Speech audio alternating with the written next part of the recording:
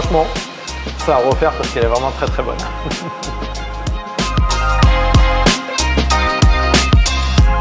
Bonjour tout le monde, je suis Dusty Brami, je suis le chef pâtissier exécutif du Château de Ferrières et des pâtisseries Madeleine by Ferrières. Je vous accueille dans ma cuisine parce qu'on va faire une bûche de Noël qui s'appelle la tonque à choc.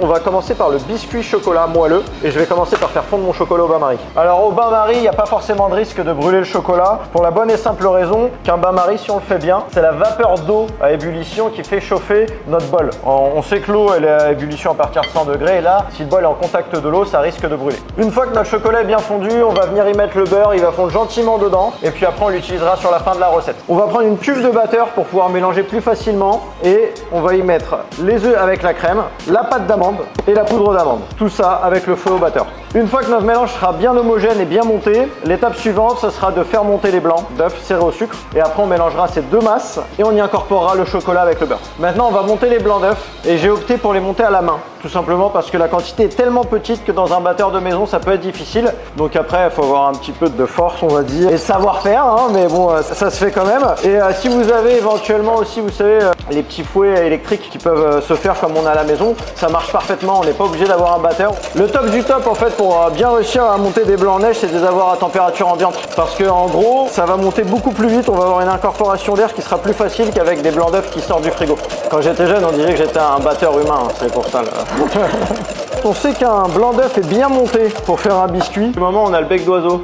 Voilà, tout simplement comme ça. Dès que vous avez un petit bec qui redescend, qui se tient et qui coule pas, ça veut dire que vos blancs d'œufs en fait sont parfaitement montés pour réaliser la recette. Maintenant que toutes nos préparations sont prêtes pour faire notre biscuit, il ne nous reste plus qu'à faire le mélange. Là, on va récupérer ce premier mélange qu'on va mélanger avec nos blancs d'œufs et ensuite on va venir y verser notre chocolat avec le beurre fondu. Dans un premier temps, on va mettre un tout petit peu de blanc d'œuf. Dans notre première masse, ça va nous servir à la détendre. Et après, on vient y mettre tout le blanc d'œuf. Voilà, on a un mélange bien homogène, vous regardez, il n'y a pas de grains de pâte d'amande ou quoi que ce soit, il n'y a pas de grains d'œuf ou de blanc d'œuf en fait qui sont trop montés. Donc là on a un mélange parfait.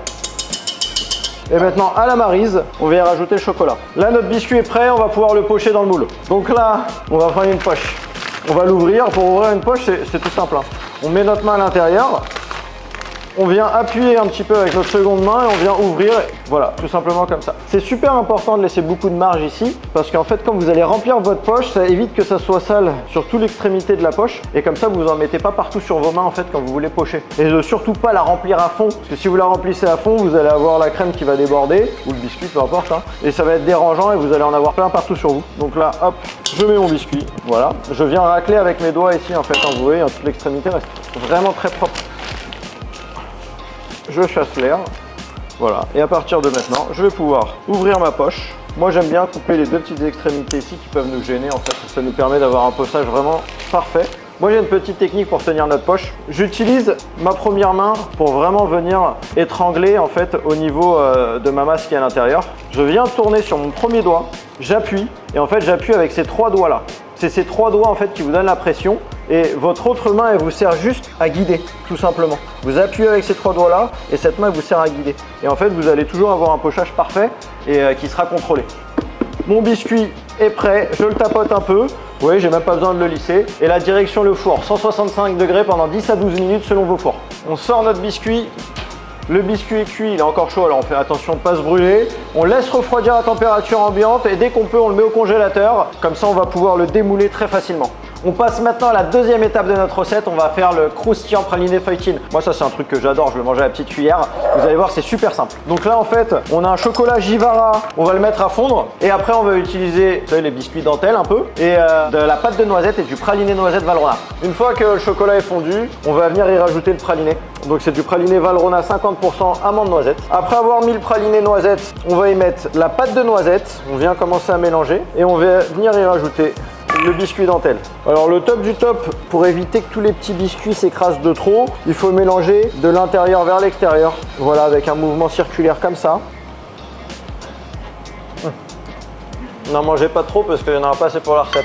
Mais c'est toujours bien de goûter quand c'est bon. Maintenant que notre praliné feuilletine est fait, on va pouvoir l'étaler directement dans notre moule à bûche. Et on va pouvoir garnir l'intérieur de notre moule à bûche pour avoir exactement le rectangle qu'il nous faut quand on fera le montage final. Donc, on vient, on prend notre feuilletine et on vient étaler tout simplement à l'intérieur du moule.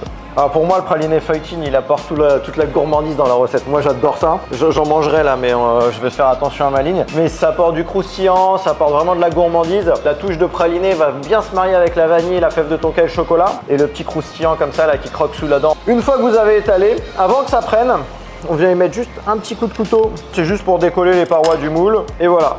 Là, vous avez un rectangle parfait. Vous allez pouvoir mettre au congélateur et on s'en servira sur la fin de la recette pour le montage final. Alors, pour la troisième recette de notre bûche, on va s'attaquer à la crème prise vanille. On va mettre la crème dans une casserole. On va y faire infuser nos gousses de vanille avec les fèves de tonka. Donc en premier, on va gratter la gousse de vanille. Moi, la gousse de vanille, en fait, quand je l'utilise, j'aime bien l'aplanir comme ça pour avoir une vraie tranche quand je vais passer mon couteau. En plus, là, on a des belles gousses de vanille de chez Nori qui viennent du Madagascar avec vraiment un parfum exceptionnel. Je les ouvre et en fait, tout de suite, je vais pouvoir gratter ma gousse. Et vous voyez, ça se fait tout seul. On va y mettre notre gousse de vanille, on récupère bien tout, on met ça dans la crème et là on vient récupérer notre fève de tonka et on vient la casser tout simplement. Mais la fève de tonka, c'est vraiment très parfumé, c'est un goût très particulier, ça se marie super bien que ce soit avec la vanille ou le chocolat. Et en fait, ça va nous donner un petit twist.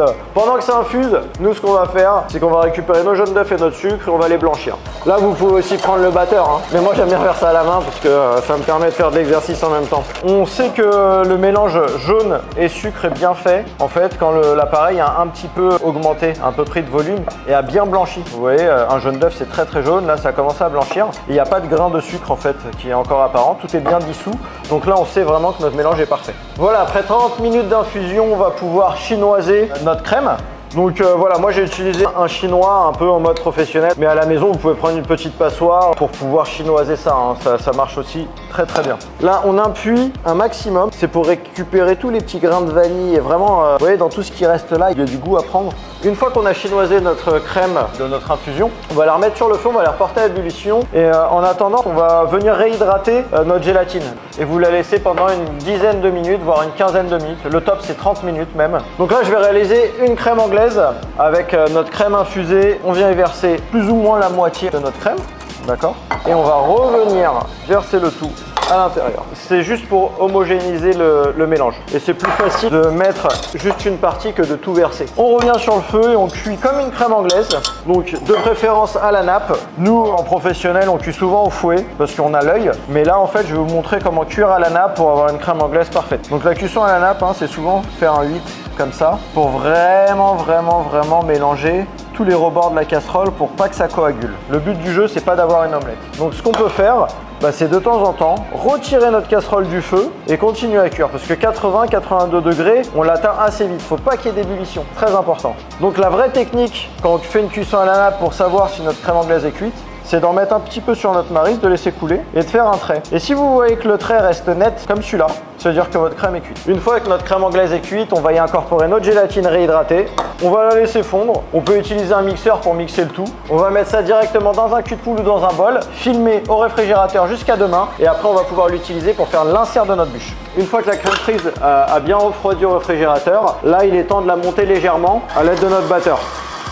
La crème prise, il faut qu'elle soit vraiment onctueuse. On récupère notre crème prise foisonnée et on vient la pocher directement dans notre moule. Je mets plus ou moins la moitié. Je récupère mon biscuit surgelé et je viens l'insérer dans mon insert de bûche. J'ai mis que la moitié parce que je sais que quand je vais insérer mon biscuit, quand ça va remonter quasiment à la hauteur que j'ai besoin pour qu'il soit bien au milieu. Je vais recouvrir un petit peu et ensuite je viens lisser avec ma palette. Direction le congélateur jusqu'à demain pour pouvoir le démouler correctement. Une fois que notre insert est bien congelé, on peut le reprendre le lendemain. Et puis après, vous voyez, ça va se démouler tout seul. Vous remettez votre insert au congélateur, il est démoulé. Comme ça, là, on va pouvoir s'attaquer à la mousse. Dernière étape du montage de notre bûche, la mousse au chocolat. Dans un premier temps, on va faire fondre un tout petit peu notre chocolat. On va pas le faire fondre entièrement. On va mettre à chauffer notre lait avec le glucose jusqu'à ébullition et après, on va faire une crème anglaise sans sucre. Pendant que mon lait chauffe, en parallèle, je vais faire monter ma crème montée. Donc dans un cul de poule bien froid ou une cuve de batteur bien froide. Et puis on va faire monter ça très mousseux. En fait, je fais fondre mon chocolat qu'à moitié parce que tout simplement, on a besoin d'avoir une certaine température de mélange quand on fait une mousse au chocolat. Donc si je le fais fondre qu'à moitié, en fait, le fait de mettre ma crème anglaise qui sort de cuisson directement dedans, ça va me permettre d'avoir une température idéale pour faire mon mélange et l'incorporer directement dans ma crème montée. Alors là, on va réaliser la ganache pour faire notre mousse au chocolat, donc sur une base de crème anglaise. Et on va incorporer notre crème anglaise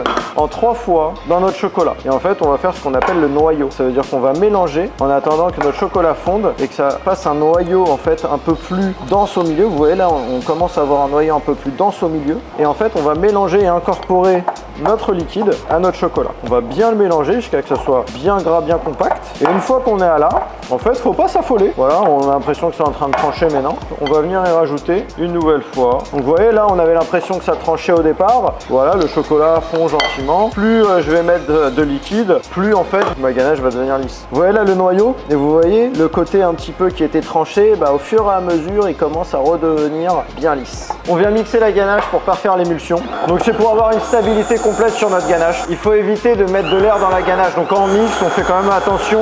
Mais le mieux du mieux, c'est quand même de garder vraiment votre mixeur à l'intérieur et de mixer avec la tête vraiment à l'intérieur pour éviter cet ajout d'air. Il ne faut pas hésiter à mixer vraiment longtemps votre ganache sur base de crème anglaise en fait pour pouvoir la lisser correctement quand on va incorporer notre crème montée. Le top quand on fait ce genre de mousse au chocolat, c'est d'avoir une crème très mousseuse, vraiment pas trop montée. Vous voyez, elle continue à couler comme ça, tout simplement parce que si votre crème est trop montée, en fait ça va très mal s'incorporer sur notre base de crème anglaise chocolat. Donc il faut vraiment que toutes vos crèmes montées pour vos mousses soient vraiment très fluides quoi. Là maintenant on va prendre notre crème montée et on va pouvoir quasiment mélanger tout de suite et utiliser notre mousse au chocolat. Une fois que notre crème anglaise chocolat est faite et que notre crème est montée onctueusement, on va pouvoir faire le mélange final de notre mousse au chocolat. Donc le but du jeu, ça va être d'incorporer un petit peu de crème montée sur notre base d'anglaise. Et là, on va revenir mettre la totalité à l'intérieur et on vient mélanger gentiment. Nous, ce qu'on veut sur des mousses au chocolat à base de crème anglaise, c'est avoir une mousse plutôt fluide. Voilà, on peut pas du tout la pocher. Notre crème, elle est parfaite. Elle est lisse, elle est onctueuse, elle est bien mélangée. Maintenant que tous nos éléments sont prêts, on va pouvoir faire le montage de notre bûche. Donc j'ai récupéré ma feuilletine, on a notre insert vanille tonka avec notre biscuit moelleux à l'intérieur surgelé. Voilà, donc ces deux parties-là sont encore congelées pour avoir une facilité de montage. Notre mousse au chocolat qu'on vient de faire. Et maintenant on s'attaque au montage. On est à la maison, on se prend pas la tête. On vient y mettre, voire un tout petit peu plus que la moitié de la mousse au chocolat. On récupère notre insert qu'on va venir insérer à l'intérieur de notre moule à bûche. On appuie un tout petit peu, hop, pour le caler au milieu. Et comme tout à l'heure, en fait, vous voyez, la mousse au chocolat elle vient quasiment se mettre à niveau pour pouvoir mettre notre biscuit. Donc là, on va juste rajouter un tout petit peu de mousse au chocolat à la maryse et ça va nous permettre en fait de coller notre feuilletine sur le dessus. Je récupère ma feuilletine, je la pose à niveau, ça rentre parfaitement, j'appuie un tout petit peu et vous voyez, ça déborde pas. Maintenant, ça part au congélateur pendant 24 heures et là, on va faire la ganache montée qui va nous permettre de décorer notre bûche pour demain. Donc, dans un premier temps, on a fait notre infusion de crème avec la vanille qu'on a portée à ébullition et qu'on va laisser infuser minimum 30 minutes, le top c'est 12 heures. On prend notre chocolat ivoire, crème à ébullition infusée et on vient la verser en 3 fois sur notre chocolat blanc. On crée un noyau comme toute ganache. Une fois que notre ganache est faite, on verse notre crème froide dedans, on mélange, on mixe et on réserve au réfrigérateur minimum 12 heures avant utilisation. Alors, démoulage de la bûche, c'est le moment le plus impressionnant, le plus important parce qu'on a envie de savoir si on a bien travaillé. Ça va être le moment de voir ça. Donc là, on démoule notre bûche, on enlève les parties en silicone qui la protègent et là, la magie va s'opérer. Hop. Pour réaliser le décor de notre bûche, il va falloir qu'on monte notre ganache montée avec une texture assez souple mais ferme à la fois. Ça veut dire qu'en fait, vous voyez, on peut quand même la faire bouger, mais par contre ça ne coule pas. Afin de décorer notre bûche, on va avoir besoin d'un gant parce qu'on va la décorer à la main. Pour donner cet effet un peu sapin, un peu montagne, un peu festif Noël, on va prendre un gant, on va venir y mettre de la ganache et on va venir appuyer comme ça sur notre bûche. La ganache va figer un peu mais elle va garder quand même une texture assez souple en bouche. Pour le flocage, il faut tout simplement faire chauffer son chocolat et le beurre de cacao, le mettre dans un pistolet assez chaud, plus ou moins 40 degrés, et récupérer sa bûche bien froide, bien congelée. En fait, ce qui va donner cet effet velours, c'est le fait de pulvériser du chocolat chaud sur une bûche froide. Et en fait, le chocolat va figer et ça va donner cet effet velours qu'on peut retrouver sur la bûche.